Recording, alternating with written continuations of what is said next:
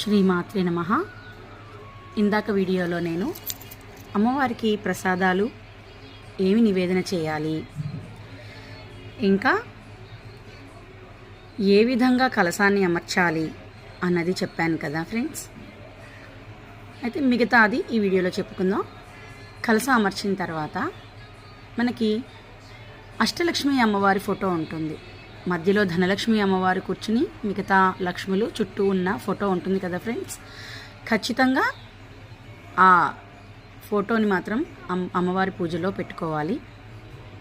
పసుపు గణపతిని చేసుకోవాలి. తర్వాత మనం వినాయకుడి పూజ చేసిన తర్వాత అమ్మవారి పూజ చేసుకోవాలి. అమ్మవారి పూజా పుస్తకం కూడా నేను మీకు ఇప్పుడు చూపిస్తాను, చూడండి ఫ్రెండ్స్. ఈ పుస్తకాన్ని నేను ఫాలో అవుతాను.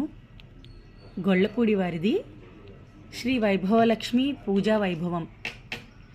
ఇలాంటి పుస్తకాలు 4 వారాలు చేసేవాళ్ళైతే 5 తెచ్చుకోండి, అంటే ఒకటి ఎక్స్ట్రా తెచ్చుకోండి. ఎందుకంటే మనం ఆఖరి వారం ఉద్యాపన చేసే రోజు మనం ముత్తైదువులకి ఈ పుస్తకాలు కూడా పంచుతాం అన్నమాట. మీరు ఎంతమంది ముత్తైదుల్ని పిలవదలుచుకున్నారో అన్ని పుస్తకాలు తెచ్చుకోండి. ఇంకొకటి మన అమ్మవారికి కూడా నైవేద్యం పెట్టినప్పుడు తాంబూలం ఇస్తాం కదా, అప్పుడు ఈ పుస్తకాన్ని అమ్మవారికి కూడా చూపిస్తాము. తర్వాత అది మన దగ్గర ఉండిపోతుంది. ఈ పుస్తకాన్ని మీరు జాగ్రత్తగా ఉంచుకోండి. ఇంకోటి ఏంటంటే కలశంలో మనకి వెండి నాణ్యాన్ని వేస్తారండి.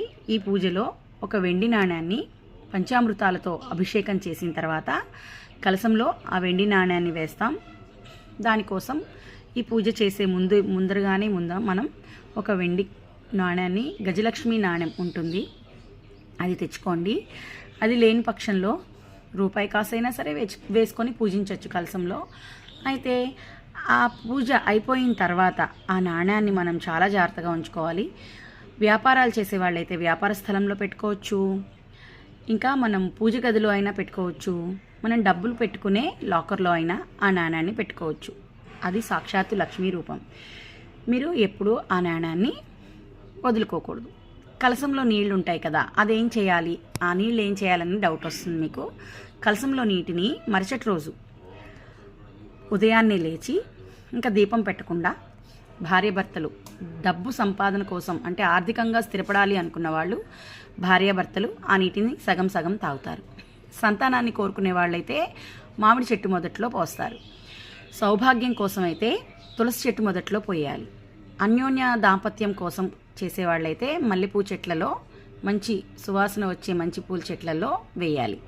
నెక్స్ట్ వీడియోలో